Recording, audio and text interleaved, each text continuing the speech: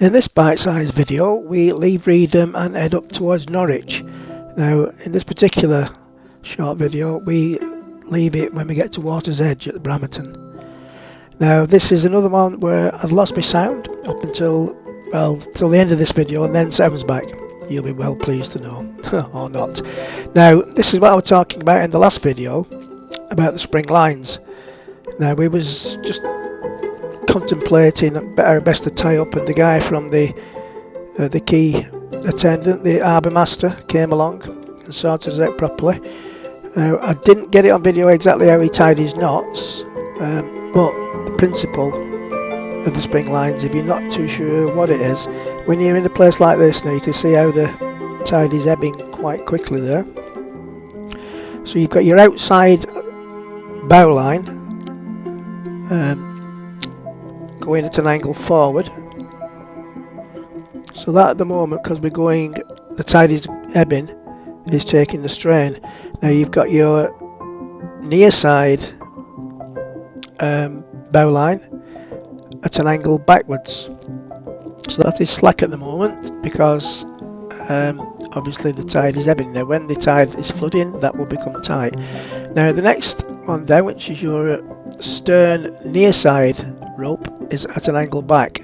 Now as you can see, that is taut, and that is because it is taking the strain because the tide is pushing the boat backwards.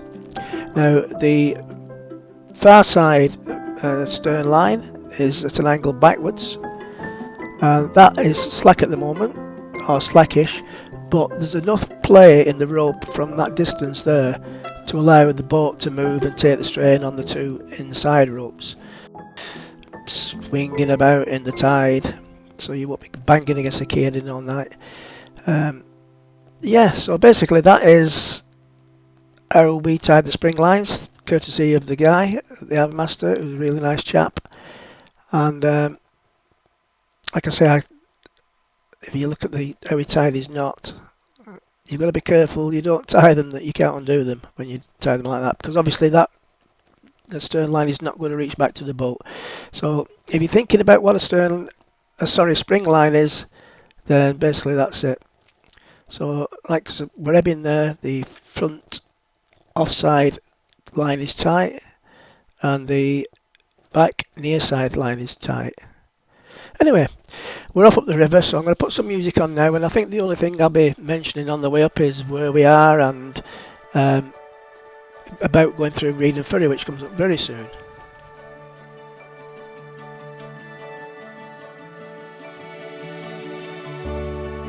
Open your eyes to golden light.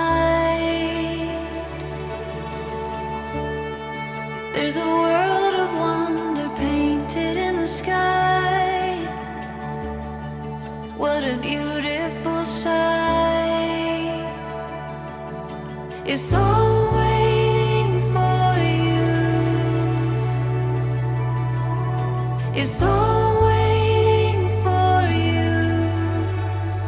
It's just the beginning. It's just the beginning.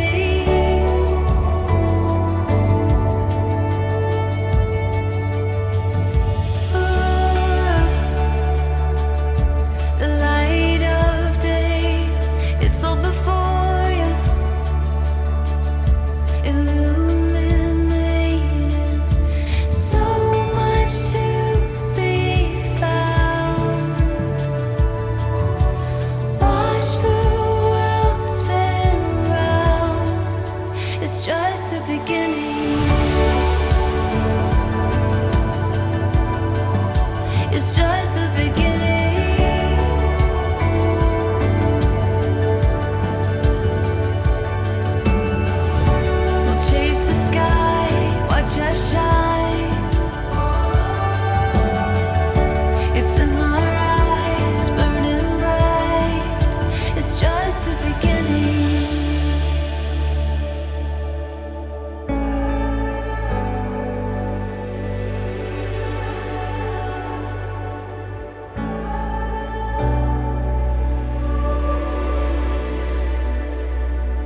It's all waiting for you. It's all waiting for you. It's just the beginning. It's just the beginning.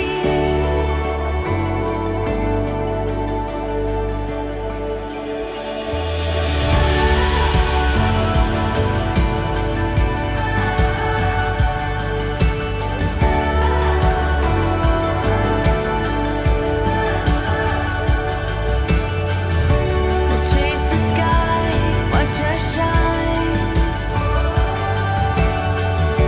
It's in our eyes, burning bright. It's just the beginning. Chase the sky, watch us shine.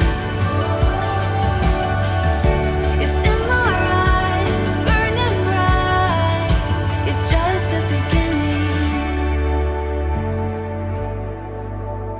Just in front of us is Reedham Chain Ferry as we pass the Ferry Inn pub, and it's called the Chain Ferry because basically it's towed across the river by a chain, so you don't want to get too close to the back of that when it's going across. In fact, the best way to do it is to wait till it's docked either side so that the chains then are on the bottom of the river, because you don't want to be getting that chain wrapped up around your propeller. Yeah, so just wait till it's got to the side and then go across. It has been known for people to sort of catch it as they go through, because they going through, they don't realise that there's a chain there, or well, whatever. Yeah, so don't let that be you, because now you know. And Carl knows now.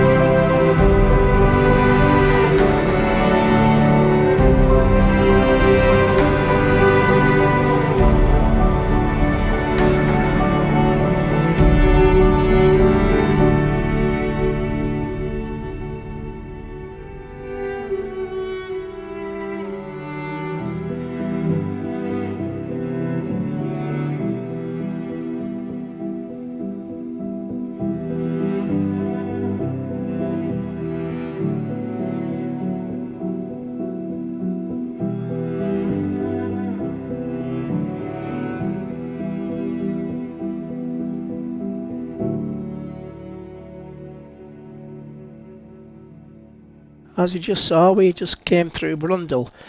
Now, there's two ways of doing this. Well, you actually can bypass Brundle, which we do on the way back. So you can go across Surlingham Broad and avoid that little section on the main river, but why? I mean, Surlingham Broad's lovely, and what we tend to do is we'll tend to go past Brundle that way, and then on the way back through Surlingham Broad, or vice versa. And that's what we're doing. Now at this point, having a nice gentle cruise up to Norwich. I thought it was a cultural day. I thought we would spend a couple of hours at Norwich. I don't know. And everybody thinks it's me.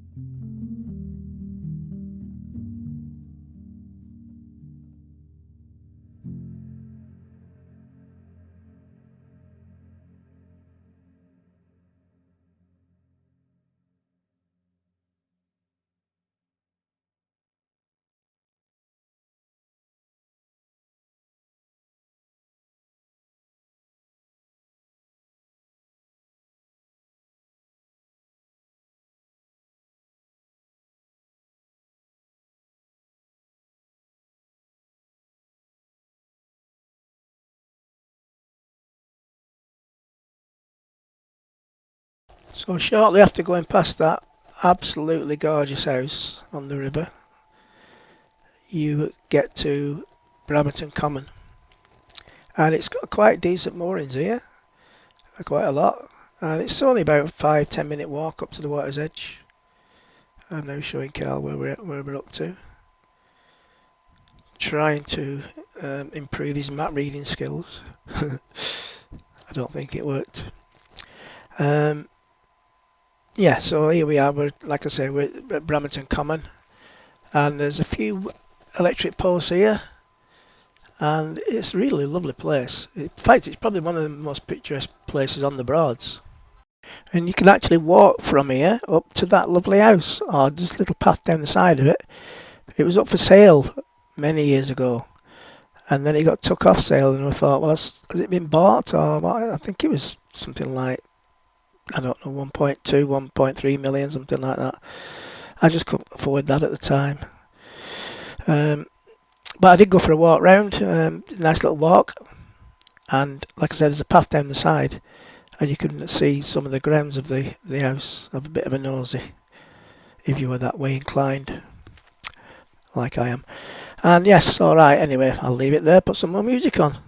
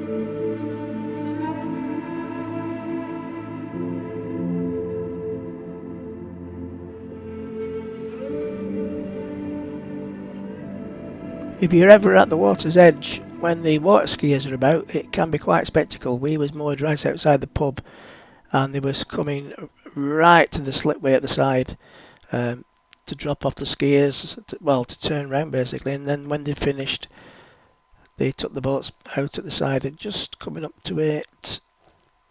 Come on, don't make me out to be a liar. Oh, it's the other side of that boat. So they come all the way down the river there, right to the front of to just before the pub, and it can be a really good spectacle. Anyway, that's the end of this one, because the next one we start with a sound again, and on the next one we have a lovely trip through Thorpe Green at Thorpe St Andrew. Now, if you've never been under those bridges, you'll be able to see what it is there. It is a little bit of a boat graveyard in places.